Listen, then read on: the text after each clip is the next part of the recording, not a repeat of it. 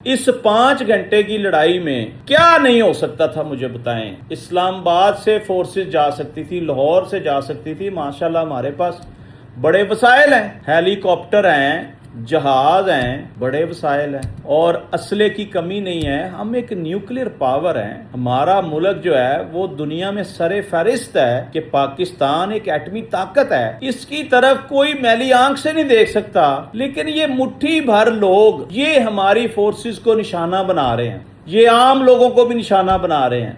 روزانہ کی بنیاد پر وہ حملے کر رہے ہیں، کہیں خودکش حملے ہو رہے ہیں، کہیں فائرنگ کر رہے ہیں۔ 250 لوگ اگر کسی کے اوپر حملہ آور ہوں اور ان کے پاس جدید ترین اسلحہ ہو تو وہ نقصان تو کریں گے۔ اب اس مسئلے کا حل ہماری سیکیورٹی اداروں نے کرنا ہے، عوام کو سیف سائڈ انہوں نے کرنا ہے، کیونکہ یہ ہماری سرحدوں کے محافظ ہیں۔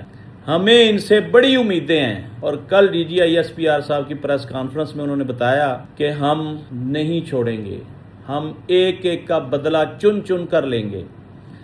لیکن سر میرا سوال یہ ہے کہ اگر یہ ہمارا ایک بندہ شہید کریں تو ہمیں ان کے 100 بندے مارنے ہیں، پھر بھی اس کے برابر یہ نہیں آتے، کیونکہ یہ خریدے ہوئے لوگ ہیں، یہ کرائے کے قاتل ہیں، یہ ہمارے بے گناہوں کا خون بہا رہے ہیں پیسوں کے لیے۔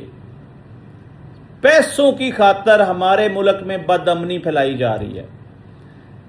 اس کا بھرپور جو ہے نا ہمیں وہ دفاع کرنا ہے۔ اس پہ میں ایک بات کرنا چاہتا ہوں ایز اے جرنلسٹ کہ خدا را اندرونی خلفشار، اندرونی معاملات کو ختم